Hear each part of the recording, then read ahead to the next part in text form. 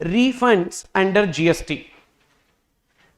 Refunds under GST, and they have, before moving on to this, yesterday one student asked me this query. So related to one question we did na Nitya, like that one question related to payment process. So in study material it seems they have made the correndum related to this. So let me check.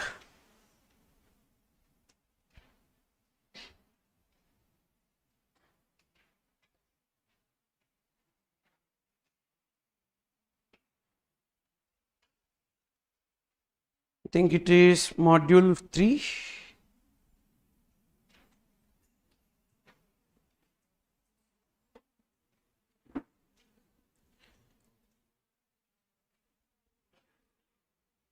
So this is that question. This is the question. From this question only I was explaining yesterday, and 75,000, 40,000 and 80,000 they were having, and whether interest is computed or interest is not computed in this. So for this question, for 35,000 there is a shortfall and transferred, but about interest computation they have not given anything, correct? Yes, about interest computation they have not given anything. They are not telling whether interest is applicable or interest is not applicable. Okay, so they have not given any information about it. And let me check the correndum also.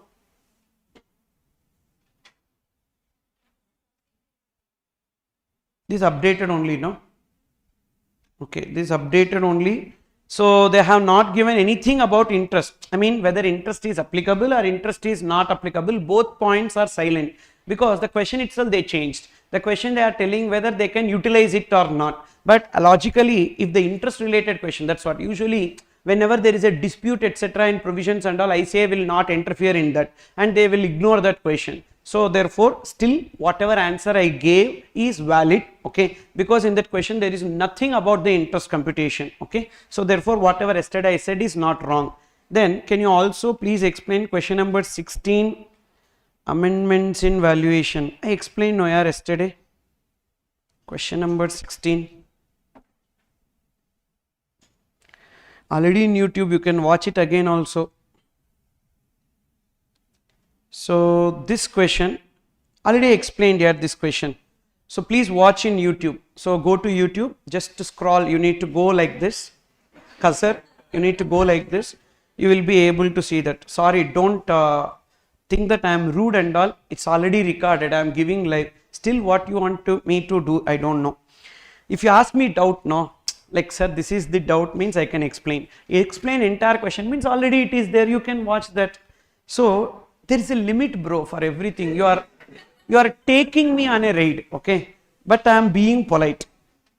Then so we are moving on to refund under GST segment 16, and refund of GST is possible in the following cases.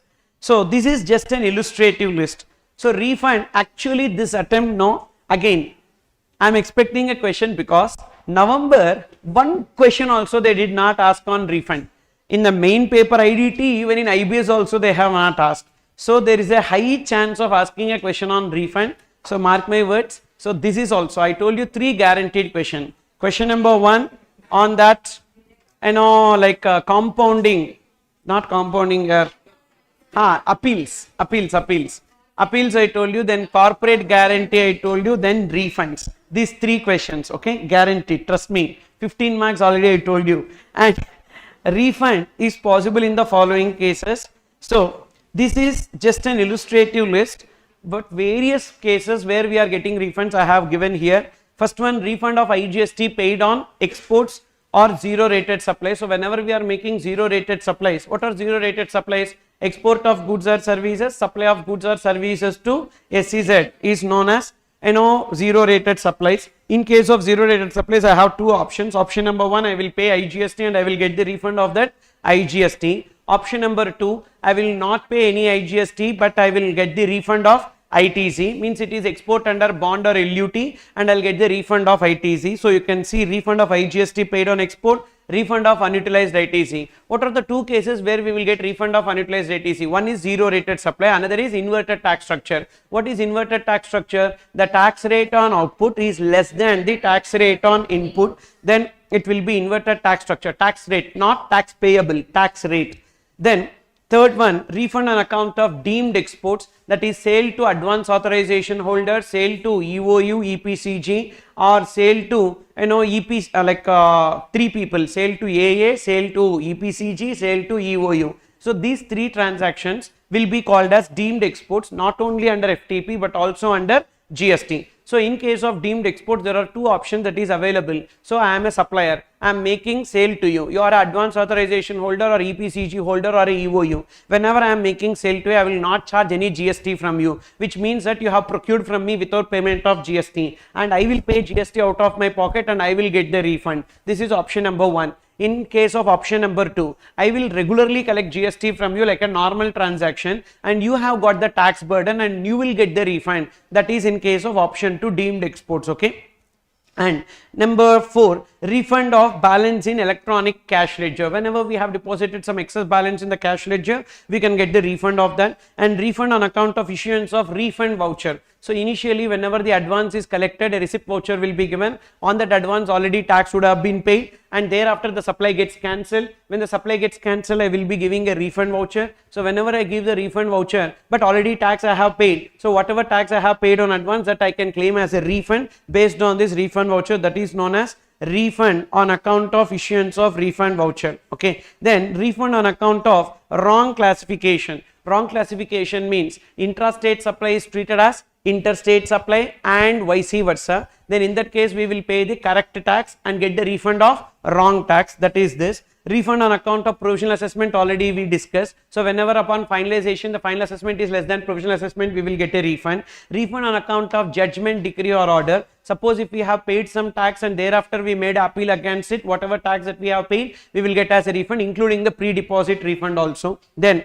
refund to UIN holder. Who is a UIN holder? Unique identification number holder, that is UN agencies or embassies or consulate. Basically their outward supplies are exempted, and whatever inward supplies that they are having on the GST paid, they can get as a refund, that is refund to UIN holder. And refund of excess payment of tax. Normally sometimes by mistake we will pay the excess tax, that also we can claim as a refund. And refund to unregistered recipient. Say for example, you have made a marriage hall booking, and in case of marriage hall booking, they are collecting some advance 1 lakh plus 18% GST, 1,18,000 from you, and thereafter you cancel the marriage hall booking. Then in that case, they have not returned you 1,18,000, they refunded you only 1 lakh. That 18,000 rupees is still there is a burden on you. That 18,000 rupees you can claim as a refund. So that is known as refund to unregistered recipient if supplier has not issued a credit note or supplier has not issued a refund voucher. Then the recipient also can claim the refund even though they are unregistered person. That is this refund to unregistered recipient. Then next,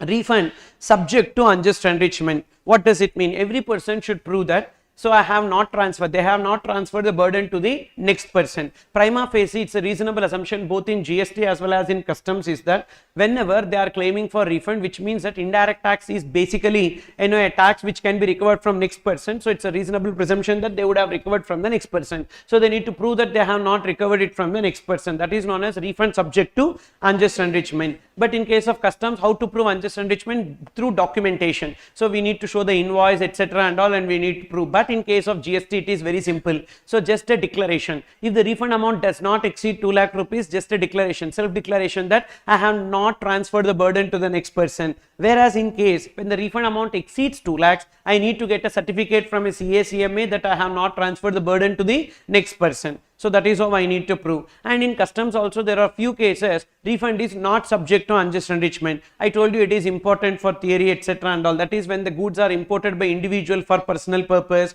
or in case of duty drawback, or a refund under section 26, that is refund of export duty. Like that some situations we saw. Like that here also in GST there are some situations where refund is not subject to unjust enrichment, means we don't have to give declaration nor we don't have to submit any certificate from CACMA. That is this. Refund subject to condition that there is no unjust enrichment, that is refund shall not be granted if the registered person failed to prove that burden is not transferred to the recipient. To establish that there is no unjust enrichment, a declaration by registered person is required if the amount of refund does not exceed 2 lakhs. If the refund exceeds 2 lakhs, a certificate from CACMA.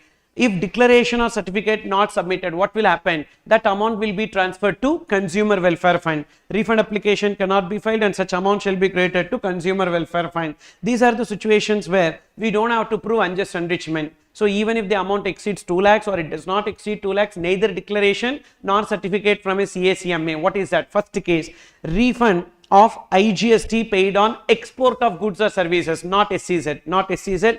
Refund of IGST paid on export of goods or services, no need to prove unjust enrichment. Export, refund of IGST paid on export of goods or services. Number 2, refund of unutilized ITC, all cases, both zero rated as well as inverted tax structure. Then refund arising on account of refund voucher, and next refund on account of wrong classification. Then refund of excess balance in the cash ledger and refund claimed by the unregistered recipient. So these are the 6 cases where we don't have to prove unjust enrichment. Okay. So this again important for theory. They can make a short note question related to this, or they can make application question also. Just remember these 6 cases. One is export of goods or services upon payment of IGST, not supply to SEZ, not supply to SEZ, only export of goods or services upon payment of IGST. Then unutilized ITC on account of both the cases, that is zero rated as well as inverted tax structure. Then refund voucher, then wrong classification and excess balance in the cash ledger and refund claimed by the unregistered recipient. Then Consumer Welfare Fund section 57 and 58. What happens if an applicant failed to prove unjust enrichment? Such amount will be credited to Consumer Welfare Fund. Also, any income arising out of that fund will also be credited to that fund only, and committee will be appointed for the purpose of utilization of such fund, and any amount having been credited to Consumer Welfare Fund, ordered or directed as payable to any claimant by orders of the proper officer or appellate authority. Suppose if the recipient is coming and claiming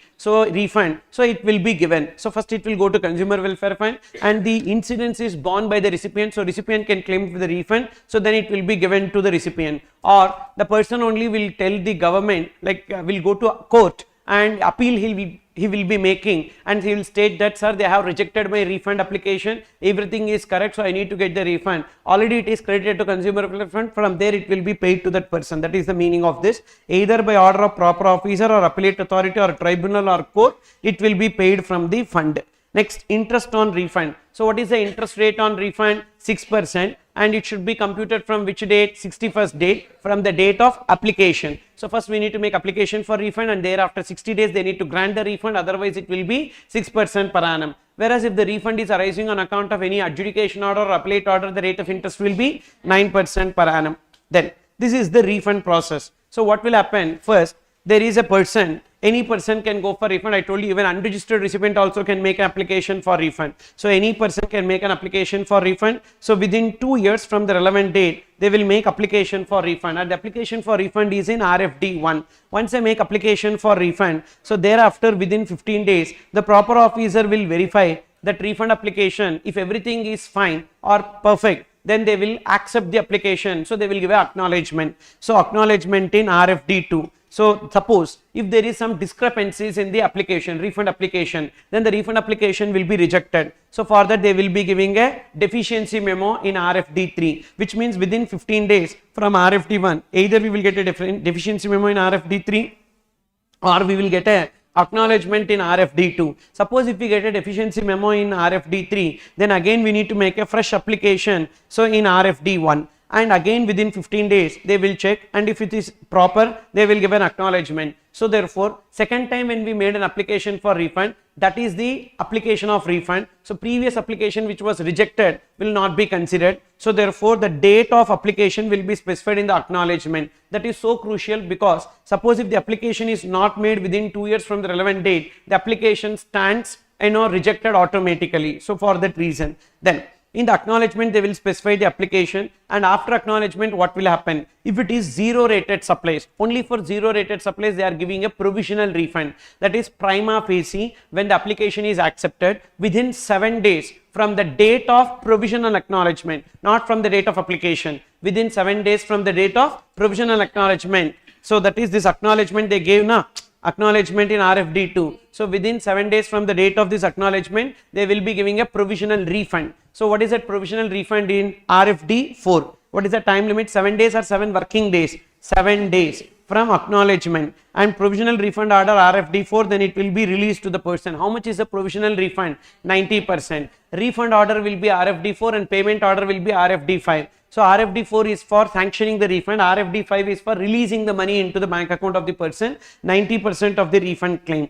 And in this case, it will be either credited to the consumer welfare fund or credited to the bank account of the applicant. If the person has not proved unjust enrichment, it will be credited to unjust, that is not proved unjust enrichment, credited to consumer welfare fund, otherwise it will be given to the bank account. But sir, I have a doubt. First of all, in case of zero rated supplies, there is no need to prove unjust enrichment. Then why it is given? No, we have to prove unjust enrichment in zero rated supplies in one place. Generally, on export of goods or service only, we don't have to prove unjust enrichment. So there are two options for zero rated supply. One is pay IGST and get refund of IGST. Again, zero rated is divided into two, exports and supply to SEZ. That's what I told you, I was stressing this. Supply to SEZ on payment of IGST, we need to prove unjust enrichment. So that's the reason why for zero rated in that place we have got it. So in which place we need to prove unjust enrichment even though it is zero rated supply? In which case we need to prove supply to SEZ. Supply to SEZ upon payment of IGST. Upon payment of IGST, even though it is zero rated, we need to prove unjust enrichment. Okay, otherwise it will be credited to consumer welfare fund. And thereafter you can see here, suppose if it is other cases other than zero rated supply or the 10% balance, that is 90% already here claimed, the remaining 10%. Refund with respect to other case and balance refund in case of zero rated supply. What is the treatment with respect to that? Within 60 days from application, three things can happen. Either they will sanction the refund, that is final refund order RFD 6 within 60 days from application, not acknowledgement, application. So either they will sanction the refund or they may adjust it against the liability, because yesterday in demand and recovery I told you one of the mode of recovery is that deduction of any money owed from government. So if government is required to give any refund and already recovery process is on, from this it will be taken, from the refund it will be adjusted, that is this adjustment against liability order RFD 7. Or they may give a notice for rejection. Suppose if they are of the opinion that refund should not be sanctioned, they will be giving a notice. So within 60 days from the application, these three things can happen. Either they will sanction the refund, or they will adjust it against your liability, or they will give a notice for rejection. If they sanction the refund, what will happen? Simple. If the unjust enrichment is proved, it will be credited to bank account. If unjust enrichment is not proved, that is, then it will be going to consumer welfare fund. Then suppose if it is adjusted against a liability also, no issue, gone, our liability is paid through our refund. Whereas if they give a notice for rejection, thereafter we need to give a reply to the notice. What is the time limit? Within 15 days we need to give reply, and thereafter proper officer satisfied with the reply will give final refund order, otherwise application will be rejected. There is refund rejection order in RFD 6. So therefore after reply anything can happen, either they will process the refund or reject the application, but both things will happen in RFD 6 only. Then provisional refund would not be granted. So generally provisional refund will be granted 90% of refund claim, but this will not be granted if the applicant was prosecuted for an offence where the tax evaded exceeds 2.5 crores, more than 2.5 crores tax, not refund, not value, tax, and that evaded exceeds 2.5 crores during any period of 5 years preceding the refund period. So today is the refund period. So from this period within 5 years backwards, any time if he has been prosecuted for an offence. So 2.5 crores means definitely imprisonment is there. So prosecuted means there is imprisonment. Okay. So exceeds 2.5 crores, then provisional refund is not possible. That is with respect to this. Okay. Next we have procedural aspects. First, what is the application for refund? RFD 1. But in case of UIN holder, the application for refund will be RFD 10, and in case of export of goods upon payment of IGST, it will be shipping bill. So an application for refund RFD 1, and in case of refund to UN holder it is RFD 10. In case of refund of IGST paid on export of goods, it will be shipping bill which is filed under the customs. So that shipping bill itself will be taken as application for refund and the customs officer will process the refund. And whether for making application for refund Aadhaar authentication is mandatory, yes. Aadhaar authentication mandatory for filing refund application. What is the time limit for filing refund application? Within 2 years from the relevant date. But while computing the 2-year period from the date of filing refund claim till the date of communication of deficiency shall be excluded. So what does it mean? Say for example, there is a relevant date. There is a relevant date and that relevant date is somewhere like 5th of March 2024. 5th of March 2024 is the relevant date. From the relevant date, I need to make application for refund. Okay, I made the application for refund. That is RFD 1. RFD 1 has been filed, and RFD 1 has been filed somewhere on 25th February 2026. Okay, 25th February 2026 we filed RFD 1. Is it within 2 years or beyond 2 years? Of course within 2 years. 2 years we filed, and thereafter what happened? They have given a deficiency memo to us, and that deficiency memo is in RFD 3. That deficiency memo is given somewhere on 2nd March 2026. They gave a deficiency memo and it should be within 15 days, correct? It should be within 15 days. Is it within 15 days? Of course, yes. Within 15 days, they have given the deficiency memo, and thereafter we made the refund application. So that is revised refund application. When we made the revised refund application, that is revised RFD 1. Revised RFD 1. This revised RFD 1 is filed on 8 March 2024. Okay, we rectified it and we made the revised refund application. If you see, 26 we made the revised refund application. If you see, from relevant date to revised refund application, it is beyond 2 years. So what is the time limit? 2 years, 3 days, correct?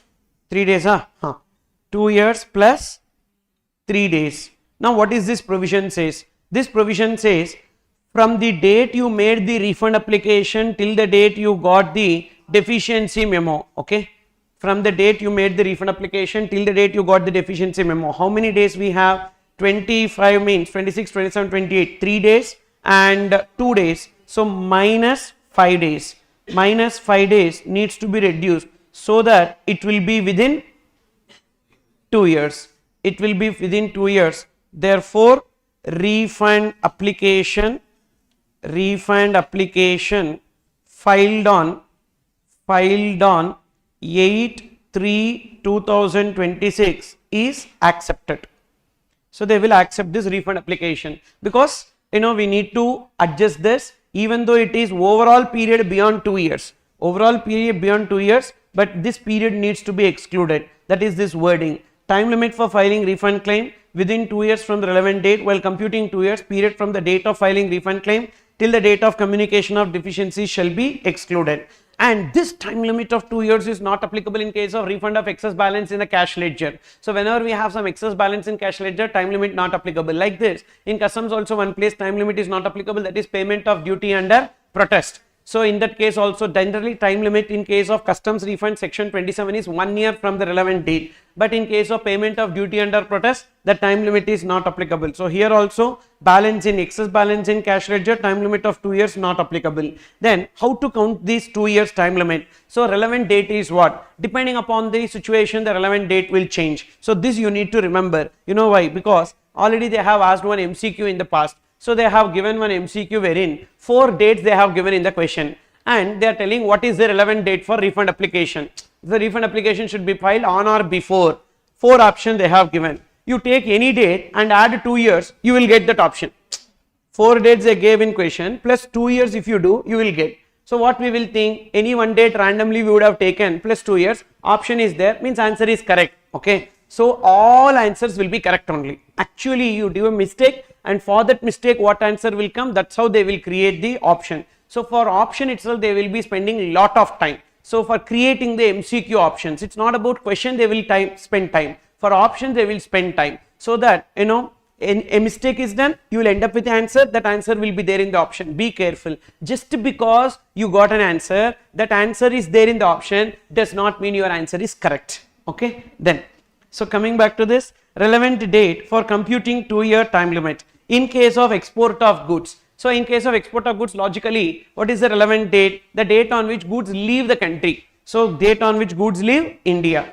In case of export of services, generally export of services 5 conditions should be satisfied. Supplier in India, recipient outside India, place of supply outside India, consideration should be in convertible foreign exchange, supplier and recipient are not two establishments of the same person. So should be received in convertible foreign exchange, which means that only when we receive the money it will be treated as export of services. So even though we raised invoice, so the relevant date is only when we receive the foreign exchange. And suppose if we already received the foreign exchange but we have not yet raised the invoice, then whenever you raise invoice from there 2 years. So refund can be claimed based on invoice date or payment date, whichever is later. Tax will be payable based on invoice date or payment date, whichever is earlier. Whereas in case of refund it is whichever is later. This is another place where we are coming across whichever is later. So mark this. So invoice date or payment date, whichever is later will be taken. Then next, deemed export. Deemed export, actual date of 3B and supply to SEZ and inverted tax structure,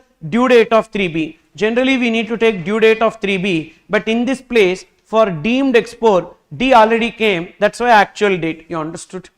Generally what is the time limit here? Relevant date is due date of 3B pa. Supply to SEZ, inverted tax structure, due date of 3B. Okay, but in case of deemed export, already this D came here na, so that's why actual date of 3B. You remember like this. Okay, so somehow you need to remember. If you have any other way also you remember. And so then refund on account of judgment, this is easy, the date of judgment. And refund on account of provisional assessment, whenever provisional assessment got finalized, final assessment. Then refund by recipient, whenever he received the goods or services. Refund by unregistered recipient, that is date of cancellation letter, that marriage hall booking example. So whenever the cancellation letter is given by supplier to recipient. Any other case, the date of payment of tax. So these are the points you need to remember. Very simple only. Export of goods, the date on which goods leave India. Export of services, invoice date or payment date, whichever is later. And any other case of zero rated, that is refund of unutilized ITC, either zero rated or inverted tax structure. We need to take due date of 3B, that is supplies to SEZ. Export of goods services over, what is remaining? So supplies to SEZ and inverted tax structure, due date of 3B. Whereas in case of deemed exports, it is actual date of 3B. Then refund on account of judgment decree, date of judgment. Provisional assessment in case of final assessment. And then in case of refund claimed by recipient, whenever he received the goods or services. If he is unregistered, the date of cancellation letter, or any other case, date of payment of tax. Got it? So next, withholding of refund. Why will they withhold the refund? If there is any order against the person for which recovery process is on, if there is any outstanding demand against the person to whom refund is payable, then such person can pass an order for withholding the refund. Where proper officer or commissioner is satisfied that the refund is no longer liable to be withheld, then he may pass an order for release of the withheld refund in prescribed form. Proper officer is required to first pass an order for release of withheld refund and then pass the refund sanction order. That is like whenever the recovery is made, already collected, so thereafter this refund may be paid back. Then next we are looking into some specific situations. Sir, with respect to provisional refund, can you please clarify whether the evasion of tax exceeding 2.5 crores is for a period of consecutive 5 years or for any 5 years? For any 5 years.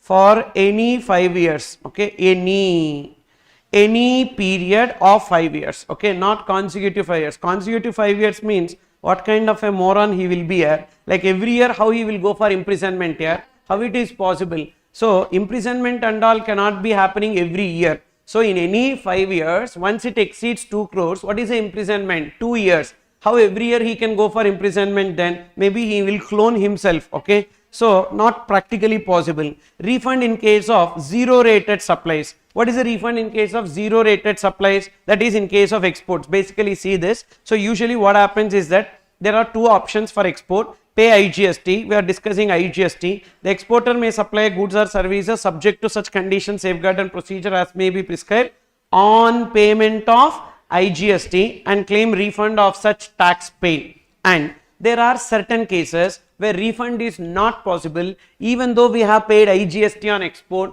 that is notified goods. So those notified goods are tobacco and tobacco products, pan masala and tobacco products, and essential oils other than those of citrus fruit. You can see government notifies certain goods with respect to which refund cannot be claimed on export, that is pan masala, tobacco products, essential oils other than those of citrus fruit. Then whenever we export upon payment of IGST, who will be processing the refund claim? Customs officer will process the refund claim. That's the reason why the shipping bill itself will be taken as a refund application. When customs officer process the IGST refund, what is that they will verify? First they will verify the export manifest, export report and departure manifest filed by the person in charge to know whether the goods are really leaving the country. Number two, they will verify our GSTR 3B to know whether we have really paid the IGST, because this which option? Pay IGST and get refund. So these two things they will verify. First they will verify the export manifest, departure manifest or export report to know whether the goods have left the country. Second, they will verify GSTR 3B. And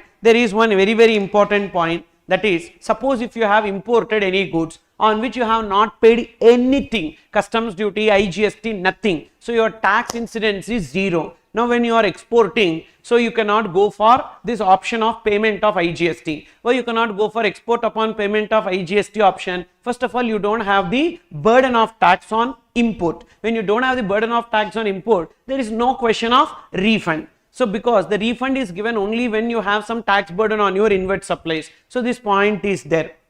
So I am making some purchases. On those purchases I have not paid any tax, and now when I am exporting, can I claim any refund? No. So I cannot claim any refund in this case. Is it clear? And however, so there are many instances wherein lot of people have imported goods without payment of basic customs duty, IGST, etc. under an exemption notification, but they have made an export, and export at the time of export actually they don't have to pay IGST, but unnecessarily they paid IGST, and now they are claiming the refund, and the refund is getting rejected, for which the people went and complained with the finance minister that we don't know, we already paid IGST, what is the relief for that? For that purpose, what she is telling is that don't worry, at the time of import you did not pay, now you pay. Now you pay along with interest under customs, not under GST, under customs. And what, madam, should we pay? Basic customs duty, social welfare surcharge, everything? No, that and all you don't have to pay. Just IGST and GST compensations, if applicable, that alone you pay. When you need to pay, now you need to pay. Then on export, whatever IGST you paid, that we will get as a refund. What if I have exported without payment of IGST? Congratulations, very good, keep it up. So whereas if you have exported upon payment of IGST, then you will get the refund. Definitely you will get the refund, provided you need to do one thing. What is that? On import, whatever you have not paid, now you need to pay. Means, should I reassess the bill of entry? Yes. Go to the customs portal, select the bill of entry, request for reassessment. They will do reassessment and they will ask you to pay the IGST and compensations. Pay that along with interest at the rate of 15% per annum. And then here, whatever you have exported, IGST already you paid that, you will get as a refund. If you need this money, you have to give something. You understood or not? So, like rather than asking below the table, they are asking above the table literally. So say this, whether refund of IGST paid on export is available if the inputs used in such exports are imported without payment of customs duty including IGST or GST compensations as under an exemption notification.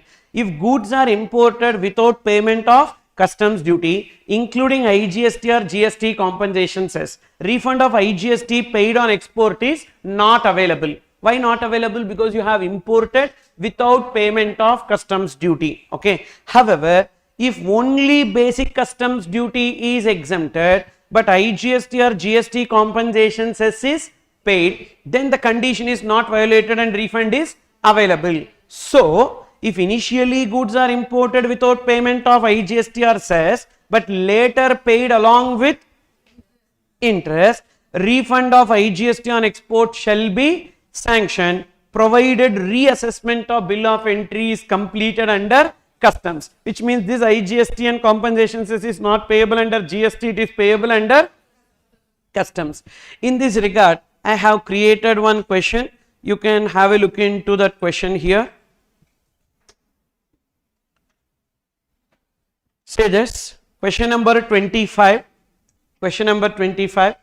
ABC Exports Private Limited, an Indian exporter, imported raw material worth 10 crore on 1st January 2022 for manufacture of goods intended for export. At the time of import, ABC Exports availed exemption under notification 78/2017. So at the time of import, what this person did, they did not pay customs duty worth 10 crore worth of raw material. They did not pay customs duty including IGST and compensation cess, while only availing exemption on basic customs duty. Subsequently, on 31st March 2024, so after some time, after 2 years like that, because 1st January 2022 is the date of import, on 31st March 2024, the company realized that they were not eligible for a refund of IGST paid. They already paid. Had they know this provision, they would not have paid IGST on export. They would have went for export without payment of IGST option, but they have paid. Okay, it's a post-mortem exercise what we are doing now.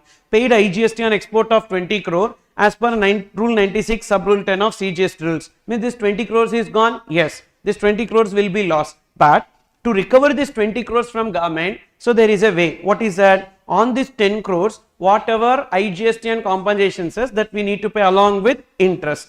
Due to the availed exemption on import inputs, to regularize their position, ABC Exports now intends to pay IGST and compensation cess along with interest on the imported inputs to claim the refund of IGST paid on exports. Details of the case: value of inputs imported 10 crore, basic custom duty 10%, IGST 18%, compensation cess 12%. ABC Export Private Limited requests your assistance in determining the following: the total IGST and compensation cess payable on imported inputs including the interest. So how much is the assessable value? The assessable value will be 10 crores. On that, basic customs duty 10% and social welfare surcharge will be 10%, but it is exempted because now when you are doing under reassessment, you don't have to pay all those things. What you need to pay is only IGST and compensation cess. So it is a trap. They have given basic customs duty. We don't have to take that, and we need to take only IGST. How much? 18%, and compensation cess 12%. 1 crore 80, 1 crore 20. So literally 3 crores you need to pay, and this 3 crores along with interest. At what rate? Interest at the rate of 15%, not 18%, 15%. From which date? From 1st January. So they are not under deferred payment option. If deferred payment option is given, then the due date will be different. So they are not under deferred payment, means immediate payment. Immediate payment means on the date of import itself, they are required to pay the customs duty. So from the date, that is 1st January 2022 till the date of payment. What is the date of payment? 31st March 2024, because that date they are ready to make the payment, 31st March 2024. So how many days the interest will be payable? So in January, so you count that, so total you will be getting 821 days. So 3 lakhs into 15% into 821, because in this process February 2024 is coming. As February 2024 is coming, in the denominator we need to take 366. So 1,94,262 is what we need to pay. So 3 crores also we need to pay, and 1 crore, literally 4 crores we need to pay. Okay sir, if we pay 4 crores, what is the benefit we will get? How much you will get? 20 crores. IGST paid on export is 20 crores. So that IGST paid we will get. So that is second point. First point you understood, how much we need to pay along with interest, and what are the additional conditions if any to be satisfied. So bill of entry originally filed needs to be reassessed under customs for payment of above IGST and compensation cess along with interest. What is the time limit for application of refund in this case? Application to be made within 2 years. It is export. It is export means the date on which the goods leave the country. So goods leave the country for export. Then 4, the total refund of IGST that they can claim on exported goods after making the necessary payments. So that is 20 crores. 20 crores of IGST paid. As export of goods is upon payment of IGST option, refund of IGST paid on export, that is 20 crores, can be claimed in form GST RFD1. Now only they are exporting now. Now only they are exporting. So 2 years is the time limit. So they have ample time limit to make the refund application. Is it clear? 2 years from the date of export, not import. 2 years from the date of export. So that is about this question. So testing this circular, they can coin a question like that. Then next, one more amendment is there. Earlier, refund of IGST paid on export of goods and services not available if the exporter claimed benefit under EPCG. However, now they are eligible for the refund. That is, previously, so if they are under export promotion capital goods scheme, if they are exporting any capital goods on which IGST is paid, they were not eligible, but now they are getting that refund. Okay. So these are the two amendments in refunds chapter. Then in case of supplies to SEZ, what is the procedural compliance to be followed? Simple. Whenever we are making supply to SEZ, just because supply to SEZ is not zero rated, so supply to SEZ should be for their authorized operations, then only it will be zero rated. How to prove that it is for their authorized operations? There will be one specified officer or authorized officer of SEZ. Whenever we are making supplies to SEZ, that invoice needs to be endorsed and stamped by that particular officer to prove that the goods are really sold to SEZ for their authorized operations. Based on that particular invoice only, we will be able to claim the refund. So see this, the supplier will have to file refund claim in RFD1 on the common portal. The application for refund shall be filed by the supplier of goods after such goods have been admitted in full in the special economic zone for authorized operations as endorsed by the specified officer of the zone. Therefore, proof of receipt of goods or service is as evidenced by the specified officer of the zone is a prerequisite for filing the refund claim by DTA supplier. Okay. Then next one, supply of goods. So if it is taxable goods, export of taxable goods, what is that we need to do? Shipping bill itself will be taken as the refund application. Along with shipping bill, we need to give export invoice. There are two options. What are the two options? Pay IGST and get the refund of IGST, or under bond or LUT get the refund of unutilized ITC. But what if the export of goods is exempted? When the goods are exempted, there is no possibility of paying IGST. So only one option is available. What is that option? That is refund of unutilized ITC. And whether the bond needs to be executed or not, no, we don't have to execute the bond. Generally, in case of export without payment of IGST, we need to execute a bond, but in case of exempted goods, the bond or LUT is not required. They have given a relaxation. Then when it comes to services, normal. Whenever we are exporting the services, if the services are taxable, both the options are available. But if the services are exempted, option 1 is not possible. We cannot pay IGST. That's the reason why only one option, that is refund of unutilized ITC, even though exempted. And this will be under bond or LUT. Generally for exempted goods only, bond or LUT not required, but for exempted services, bond or LUT is required. Then refund of unutilized ITC.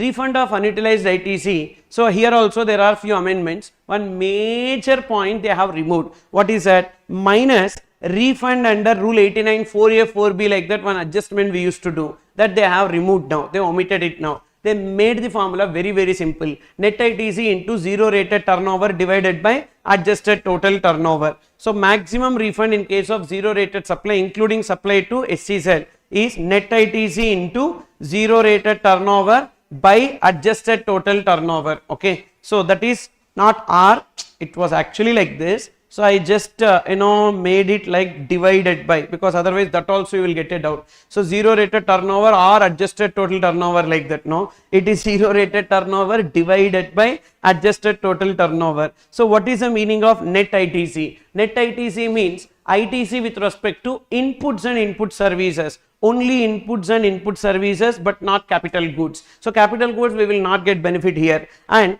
that to which ITC should be taken? During the relevant period. Can we take opening balance in this? No. Opening balance should not be taken. Only those inputs and input services which are purchased during the period only should be taken. And that to eligible ITC should be taken, which means ineligible ITC like blocked credits T1, T2, T3. Blocked credits, inward supply for non-business purpose, inward supply for exempt or outward supply should not be taken. That should be taken out. And that to match the ITC should be taken, which means those ITC which is reflected in GSTR 2B. So that is this. Next, zero rated turnover. Zero rated turnover means turnover of goods as well as turnover of services. How to take the turnover of goods? For turnover of goods, we need to take three things. FOB value declared in the shipping bill. First, we need to take the FOB value declared in the shipping bill. Then we need to see whatever is the invoice value. Why will there be different? Definitely there will be different. FOB price means price prevailing in my factory, but the customer outside India will request me to deliver it to his place, means I will only bear the transportation cost. So when I am raising the invoice, I will include the transportation cost also, but it will not be there in FOB price. So FOB price or the invoice price or 1.5 times the value of such goods sold in the domestic market. Okay, similar goods or such goods sold in the domestic market, these three things, whichever is lower should be taken. Okay, what are the three things? Number one, invoice value, whatever is the invoice value. Number two, FOB value declared in the shipping bill. Number three, the similar goods sold in the domestic market into 1.5 times, whichever is lower. This is the meaning of zero rated supply of goods, whereas zero rated supply of services will not be directly the invoice. First we need to see what is the payment that is received during this period, tax period. Whatever is the payment that is received in convertible foreign exchange during the tax period, from that you need to take out advances, because in case of advances, only when you really export the service you can claim the refund. So take out the advances received during the tax period for which supplies are yet to be made in the future, and add advances which was deducted in the last period for which supplies are made in the current period. So like that we need to reconstruct. So value of zero rated supplies made without payment of IGST equals to payment received during the period minus advances with respect to which supplies are not made during the period. We need to add advances with respect to supplies are made during the period but received in the prior period. This adjustment when you make, you will get zero rated supply of services. So zero rated supply of goods we got, zero rated supply of service we got, so numerator we got. What should be taken in denominator? Adjusted total turnover. Adjusted total turnover means non-zero rated, zero rated, everything you take, but exempted supplies don't count for adjusted total turnover. Why? Because here if you observe net ITC, definitely when my outward supply is exempted, I will not take ITC on inward supply. So due to that reason, in the denominator exempted supply should not be there. All turnover we will take, taxable, taxable, zero rated, taxable, non-zero rated, everything we will take, but exempted supplies will be excluded. So this is about refund of unutilized ITC.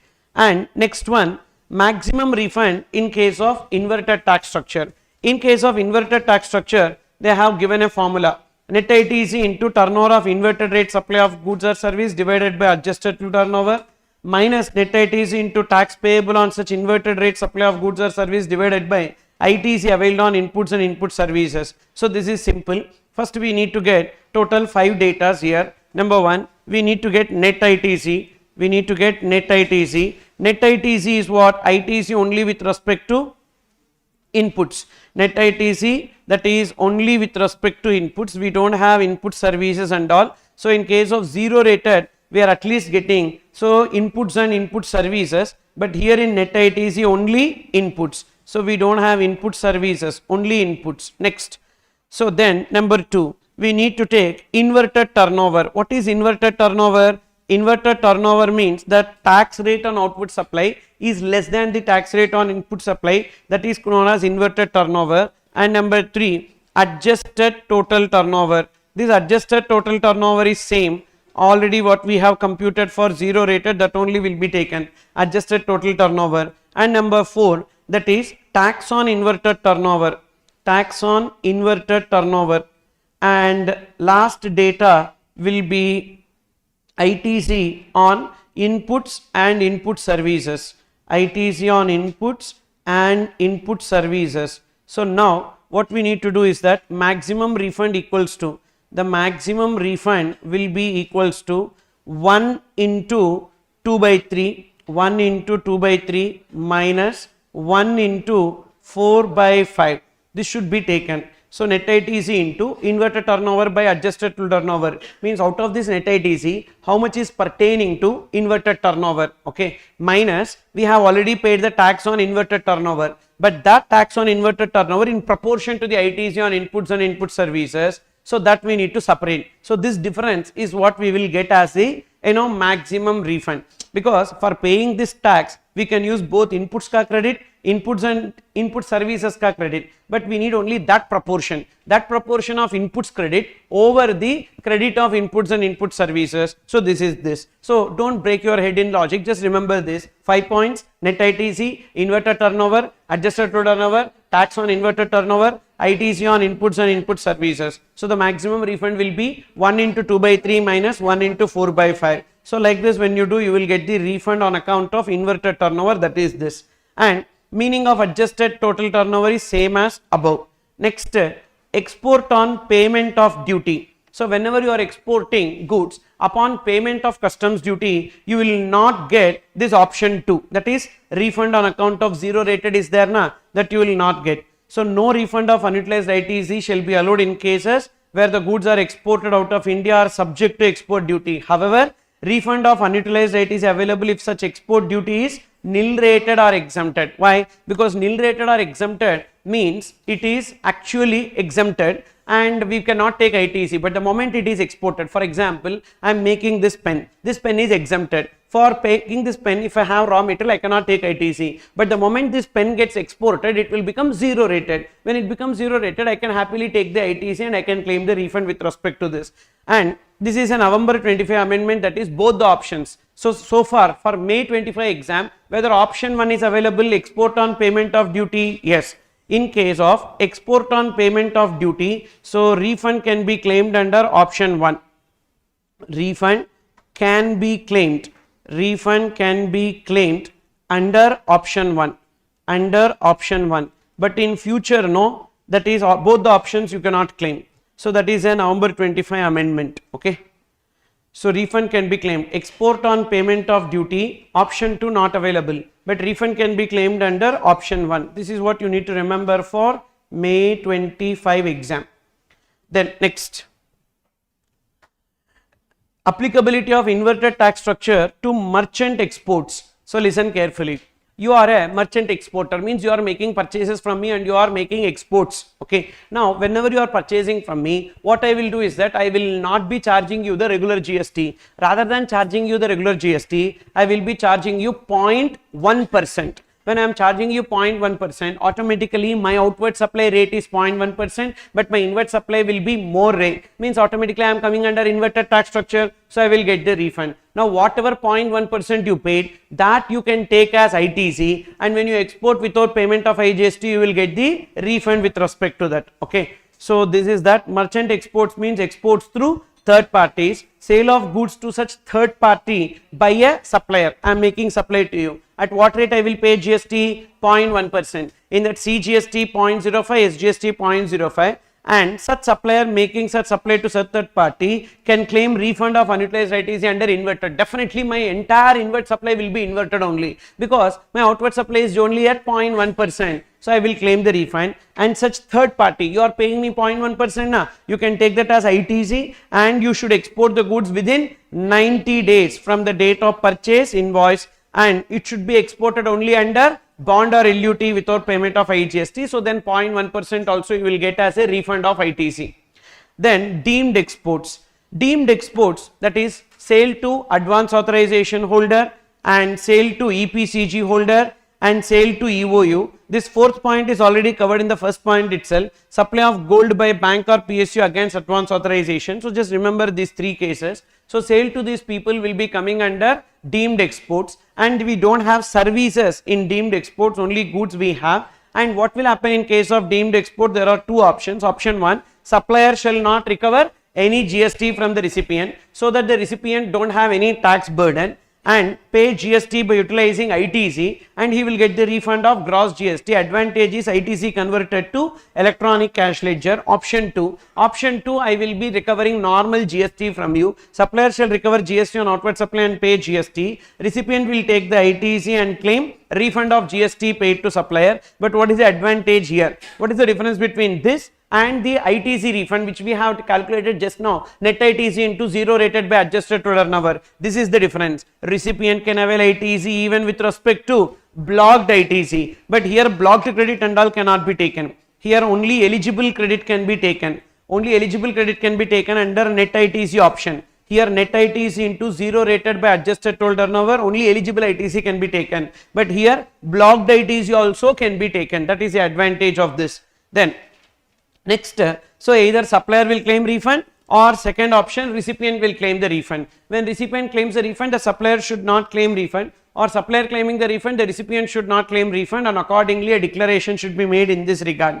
Then refund on account of wrong classification. Wrong classification means we are paying the wrong tax, and upon payment of correct tax, we will get the refund of wrong tax. First, there is a wrong classification. Intrastate supply treated as interstate supply and vice versa. Refund of wrong tax paid upon payment of correct tax, and refund application in RFD1. We need to make refund application within 2 years from the date of payment of correct tax, and refund of wrong tax paid not available if the taxpayer has made tax adjustment by issuing credit note. Suppose I have collected CGST, SGST from you and I gave you a credit note cancelling this. Now again I am giving you a debit note for the purpose of IGST. Then in that case, so already I rectified it, so therefore I need not get any refund.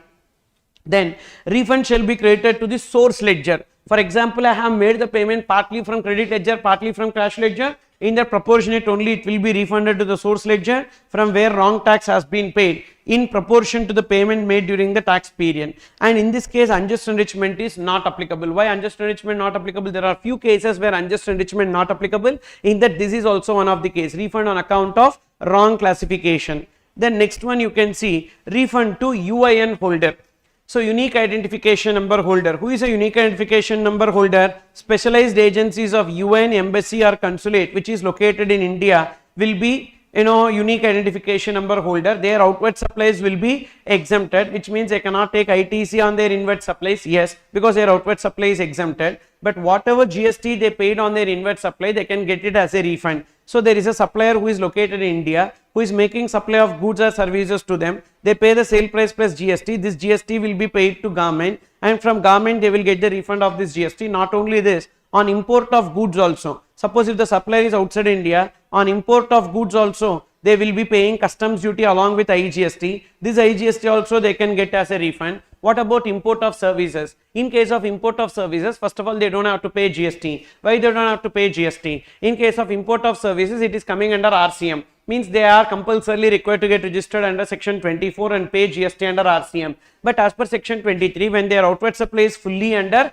exempted, if they are making only exclusively exempted supplies, they are exempted from registration and they are not liable to get registered. IGST not payable on import of services as section 23 overrides section 24. And refund, how they will claim the refund? On a quarterly basis. Quarterly basis they will claim refund. So generally the 2 years will be there, it will be counted in case of UN holder from the end of the quarter, okay, and 2 years from the last date of the quarter in which supply was received. And what is the refund application? RFD 10.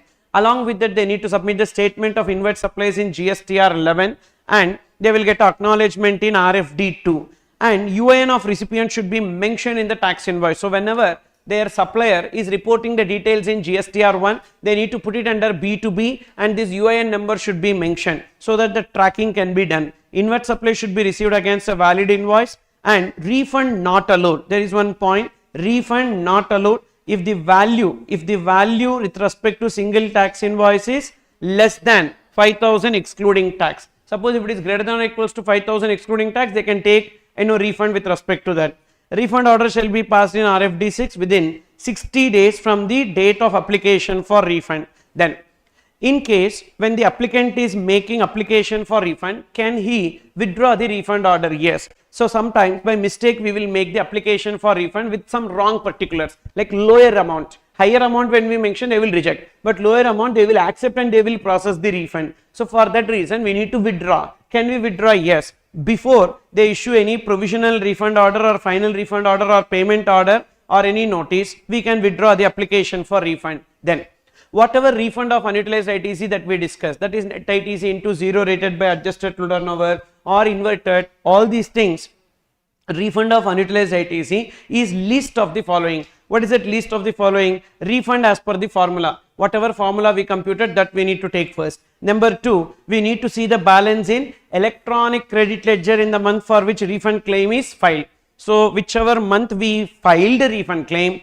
for that month, okay. So balance in electronic cash ledger in the month for which we filed the refund claim, balance in electronic credit ledger at the time of filing refund application. Hope you understood the difference. For example, March 2023, I am going for refund application in September 2024. So now you need to see the balance in ITC in March 2023 as well as at the time when I am making application for refund, I need to see the balance, that is September 2024 plus the refund under formula, whichever is lower should be taken. Balance in electronic rate ledger in the month for which refund application is filed, balance in electronic rate ledger at the time of filing refund application, whichever is lower should be taken. Okay.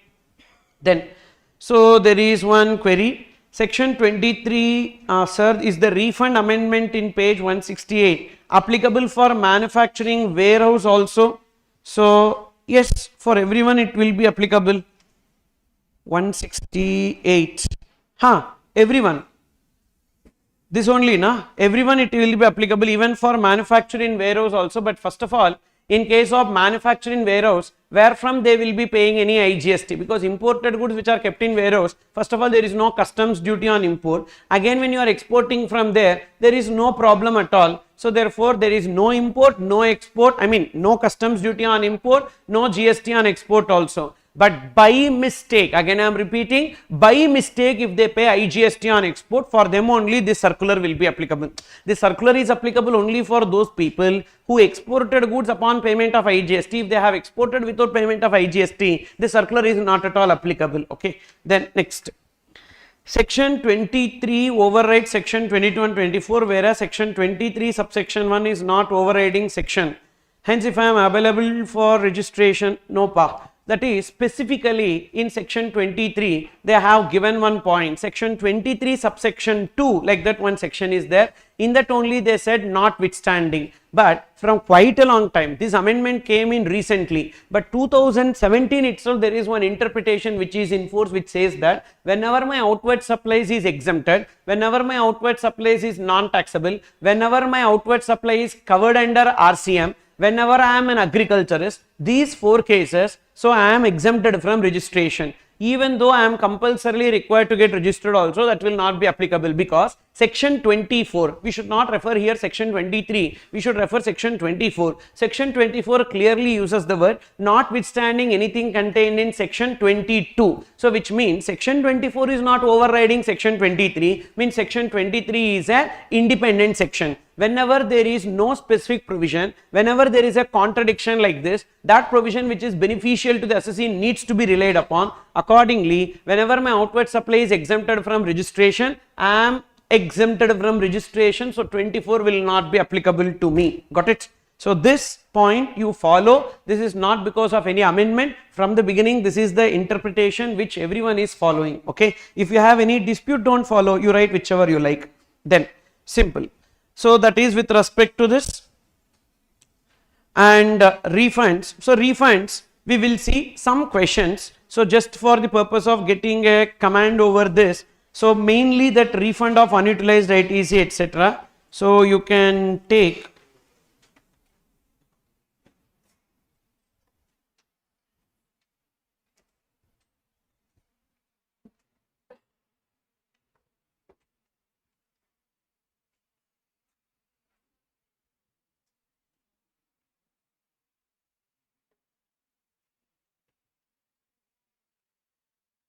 so you can see this question number 23, it's a December 21 question for 4 marks, page 391 of solved workbook. J & Company, a registered supplier under GST engaged in weaving yarn into fabrics, has provided the following information. Nature of various intra-state supplies during April 2021, value of supply excluding GST, outward supply of fabrics, tax rate, CGST, SGST 2.5% each, which means the rate of GST on output will be 5%, and inward supply of rayon yarn, tax rate of CGST, SGST 6% each, means the tax rate on inward supply will be 12%. Inward supply of service of processing the yarn, tax rate of CGST, SGST 2.5% each, and inward supply of machineries for weaving the processed yarn into fabrics, so 18%. Now, is it inverted or not? Of course it is inverted, because we need to see the inputs and output. What is the rate of GST on input? 12%, 6%, 12%. What is the rate of GST on output? 5%. So as the tax rate on output is less than the tax rate on input, so definitely they can come under inverted tax structure unless they are notified. Suppose if they are notified for non-eligibility of the refund, then they will not get, otherwise they will get. Moreover, what if it is nil rate? First of all, it is nil rate means they cannot take ITC, so there is no question of refund here. So there should be some rate. The concern has not provided any other supply other than the outward supply referred above. ITC in respect of all types of inward supply as given above was claimed in the relevant GSTR 3B as well as reflected in 2A. Means everything is ITC, eligible ITC only, matched ITC. Other applicable condition for claiming the refund are duly complied with. You are required to compute the maximum refund amount eligible under Rule 89 Sub Rule 5 for inverted tax structure. Also provide workings for your calculation. First we need to see for 5 things. Number 1, what is a net ITC? Net ITC is only with respect to inputs. Don't take input services and capital goods. Only inputs you take, that is 24 lakhs into 12%. Okay. So net ITC 24 lakhs into 12%, that is 2,88,000. Then second, we need to take inverted turnover. What is inverted turnover? 30 lakhs. Next, number 3, adjusted total turnover. Adjusted total turnover is also 30 lakhs because I have given the entity has no other supplies, no other outward supplies. So adjusted total turnover is 30 lakhs. Then number 5, GST on inverted turnover. What is the inverted turnover? 30 lakhs. 30 lakhs into 5%. 30 lakhs into 5%, 1,50,000. Okay. And then we need to take number 5, ITC on inputs and input services. So what is the ITC on inputs and input services? First, inputs related ITC you see 24 lakhs into 12%, then 4 lakhs into 5%. So 24 lakhs into 12% plus 4 lakhs into 5%, 3,08,000. We got all the 5 numbers. Then we need to take 1 into 2 by 3 minus 1 into 4 by 5. So we will get the formula. Now 1 into 2 by 3, that is 2,88,000 into 30 by 30 minus 1 into 4 by 5, 2,80,000 into, so 1,50,000 divided by 3,08,000. So we will get 1,47,740. Is it clear? And refund not available with respect to ITC on input services and capital goods. They have not given the balance in ITC. So definitely we will get the entire amount because the question here is about compute the maximum refund amount. Now suppose if they give this question, like for 5 marks, what they will do? They will add the balance in ITC also and they will be testing. You can see one question in the previous page. That's a May 24 exam question. Bhagwan Manufacturers and Exporters Company BMEC is registered under GST in the state of Rajasthan and supplies various goods in domestic as well as international market. It is engaged in both manufacturing and trading of goods. It exports goods without payment of tax under bond or LUT in accordance with the provisions of section 16(3) of IGST Act. BMEC provides the following information in relation to various supplies made by it during October 2023 tax period. Okay, so 1 second.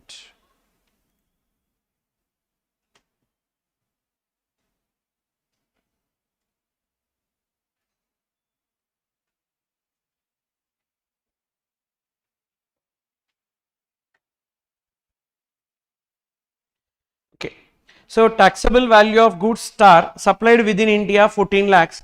Taxable value of goods son exported without payment of tax under LUT. So first they have supplied some goods within India, that's a domestic turnover, and taxable value of goods son exported without payment of tax under LUT. So refund of ITC they will get. However, taxable value of such goods when supplied domestically by BMEC in similar quantities is rupees 6 lakhs. Okay, and taxable value of goods moon exported without payment of tax under bond. However, the taxable value of such goods when supplied domestically by BMEC in similar quantities is 1,50,000. So they have given both the details. We need to compare with 1.5 times the similar value. The input tax rate available for the above tax period they have given, but we need to take only inputs and input services because this is what refund of ITC on account of export.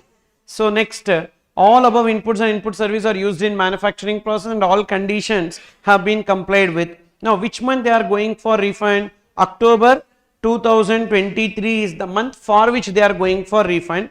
So see this, the balance in electronic credit ledger at the time of filing refund is 1,50,000. The balance in electronic credit ledger at the end of October 2023 for which we are making refund is 3,25,000. So 3 refunds, whichever 3 balances, whichever is lower should be taken. So first we are taking refund of unutilized ITC on account of 0 rated. Net ITC. What is the net ITC? 3 lakh plus 1,50,000. How much that comes to? 4,50,000 into 0 rated turnover. Say this, both are exported without payment of tax under bond or LUT, and we need to compare 10 lakhs or 6 lakhs into 1.5, whichever is lower, that will be 9 lakhs should be taken. Then again 2 lakhs or 1,50,000 into 1.5, that is whichever is lower will be 2 lakhs. So 9 lakhs plus 2 lakhs, both are exported without payment of tax, that's why we are taking it as 0 rated.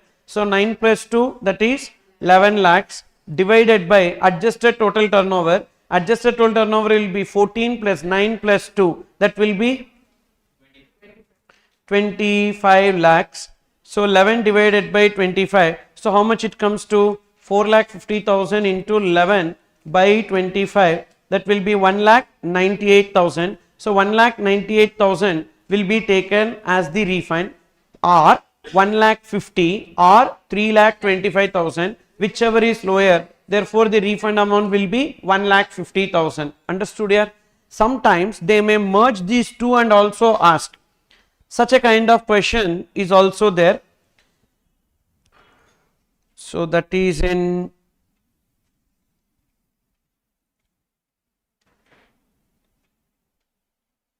this question.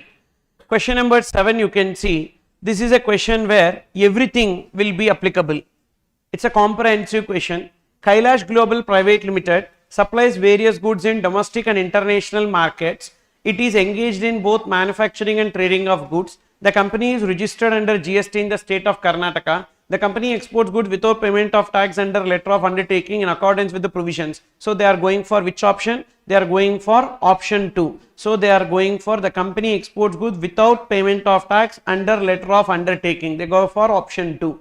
The company has made the following supplies during a tax period. Export of product A to UK $10,000. Assessable value under customs is somewhere they have given 7 lakhs. Export duty is levied on product A at the time of export. So export upon payment of export duty, they will not get refund under option 2. Option 1 they are not going. They will not get refund under option 2. Option 1 they are not going because their company policy is not to go for refund under option 1. So due to that reason there is no refund.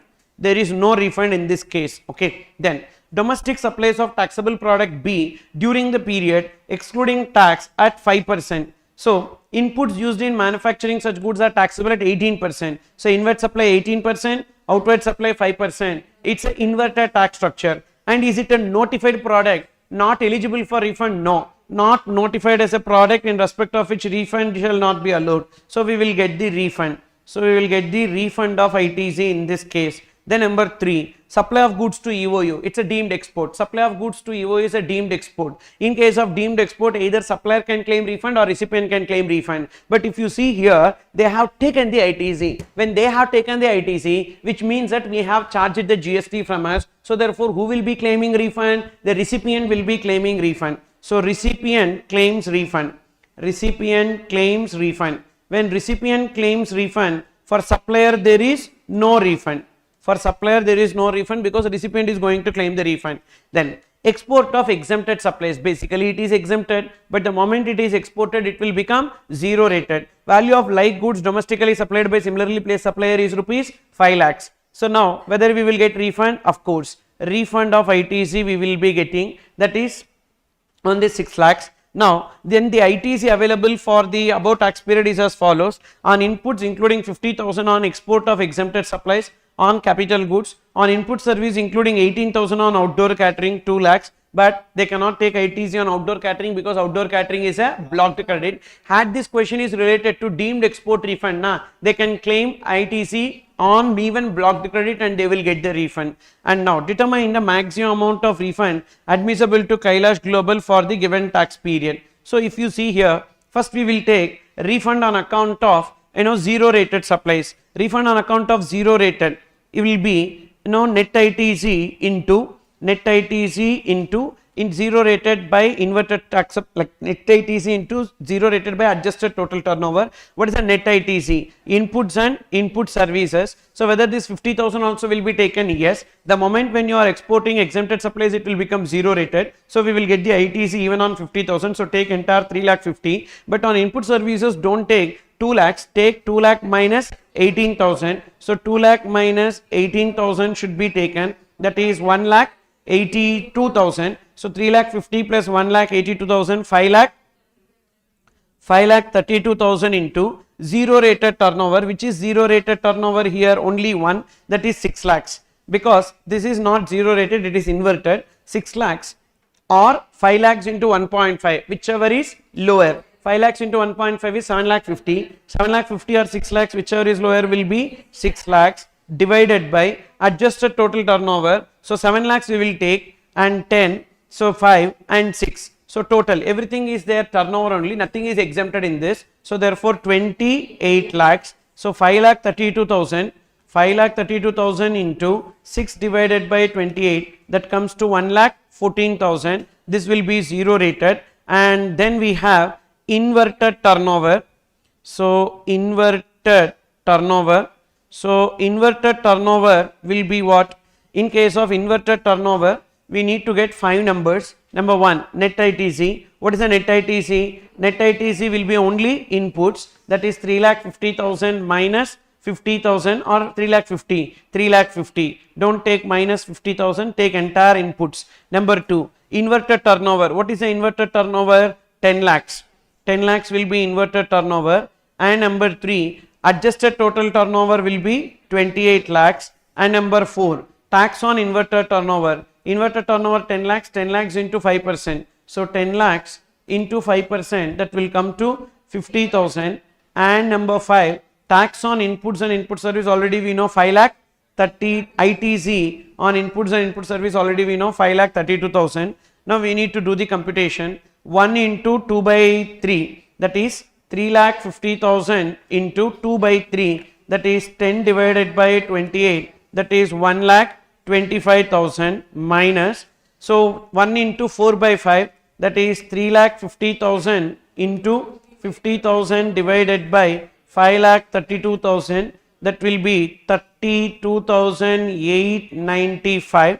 So the balance minus 1 lakh 25,000 will be 92,105. So 92,105 is the refund on account of inverted tax structure. 1,14,000 is the refund on account of 0 rated supplies. Okay. So any of these 3 questions can come. One individually inverted, another 0 rated, another merging of these 2. Okay. So that is about refunds under GST.